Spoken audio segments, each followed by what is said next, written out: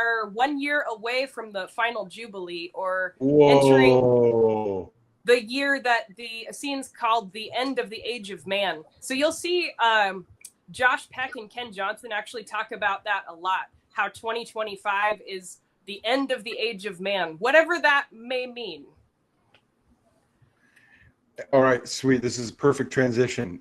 Tiger Monkey, are you ready? Yeah. Take us, like, we're going to go back on that because, Amanda, Ken Johnson and Josh Peck, they know this really well. They do. So here's your... So I made this PowerPoint on AI. It was super fast. It was good. It was easy. It was good. But I was like, okay, this is what it is. But this is for people that are barely learning about the calendars. So you can just scroll down a little bit. It's only 10 slides. Yeah, just tell me what to do and take us from the top. Yeah, so understanding calendars and time around the birth of Jesus Christ. So this presentation explores the historical context of calendars during the time of Jesus Christ, examining their significance and evolution. So the importance of time and calendars in history. So the significance of Jesus Christ's birth is a pivotal moment in history and religious context. Well, we know we're not religious. We're spiritual. We have a relationship with God. The impact of it is that Christ's birth influenced Western timekeeping and introduced the BC and AD dating systems. And the diversity of it is that various calendar systems were used globally during this period, which is starting with the Julian calendar. So the Julius Caesar introduced the Julian calendar in 45 BCE. The structure, it had 365 days, which is with a leap year every 4 years. That's the one that we're using. Gregorian. We're using the Gregorian. Or are we using the Julian? No, we're on the Gregorian. It merged. But so here's my question. A leap year, like they would put in an entire, because I know the Jews would add a whole month because it gets off weird. So this is like my brain doesn't wrap around this stuff. But so it went from Julian. All right, Roman. It was the primary calendar of the Roman Empire. So the Gregorian calendar, it was introduced by Pope Gregory the X111, which is 13, right? Introduced the Gregorian calendar in 1582. Its purpose was to connect inaccuracies in the Julian calendar, and its adoption was slowly adopted worldwide, and it's most commonly used today. So we are in the Gregorian. Yeah, we're in the Gregorian, yeah. So BC and AD, the birth of Jesus Christ. That's a hard name to say. Dionysius. Yeah, Exegus, first used BC before Christ, and AD Anno Domini in 525 AD. The modern usage is that BCE, before Common Era, and CE Common Era are secular alternatives. Historically, accuracy is the scholars believe Jesus was born between, what does it say there? It's blurry. 6 to 4 BCE. 6 to 4 BCE due to calculation inaccuracies, but we think it's different than that, though. We think it's yeah. So this is kind of like, this is what you're presenting is, here's the mainstream thinking. Yeah, this is the mainstream, but we know it's different. It's off. We've got the Hebrew calendar. Yeah, the Hebrew calendar is a lunisolar calendar. Its significance was that it was used by Jewish people during Jesus's time, and the festivals, like the feast, the 7 feasts. We have all those important festivals like Passover are significant, and Jesus's crucifixion. Now we got the Roman calendar. It was evolved initially lunar-based, later shifted to a solar calendar before Julius Caesar reformed it to create the Julian calendar. Its legacy was that Roman month names are still used in modern calendars. Yeah. Well, look at this one. Eastern Orthodox Church. We got the Eastern Orthodox Church calendar. Julius calendar use still used for religious holidays. For the Christmas celebration observed on January 7th, Gregorian date. Oh, that's right.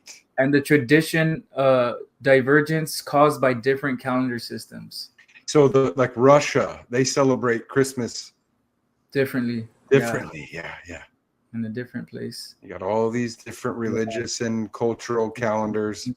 Well, didn't Pope Gregory though? Didn't he also they didn't do any kind of dating for 10 days or something like that to get the calendar set right? Yeah, they had to, when they moved from the Julian to the Gregorian, they did some corrective actions.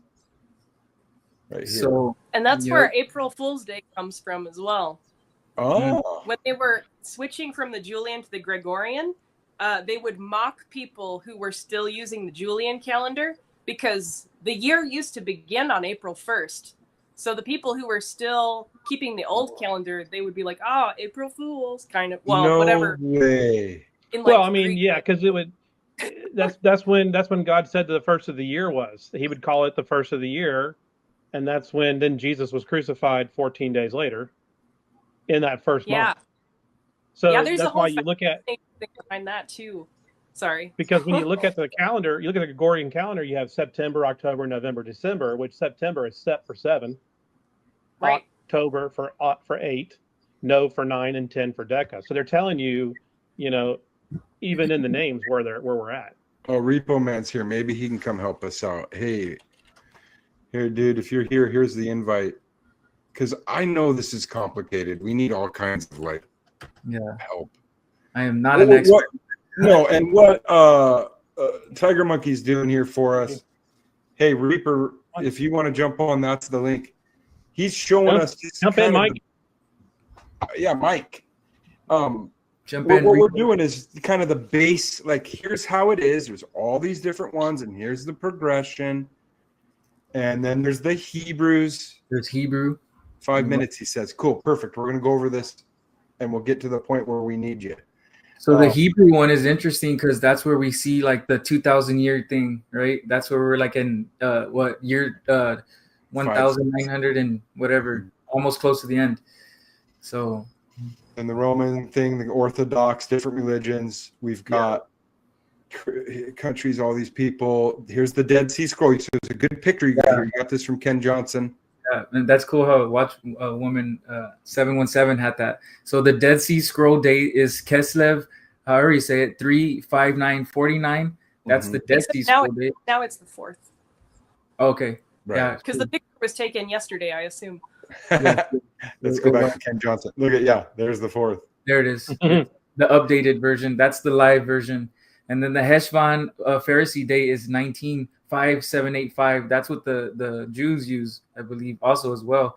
They're in the year 5785, from what I noticed from them. Yeah, they use that one.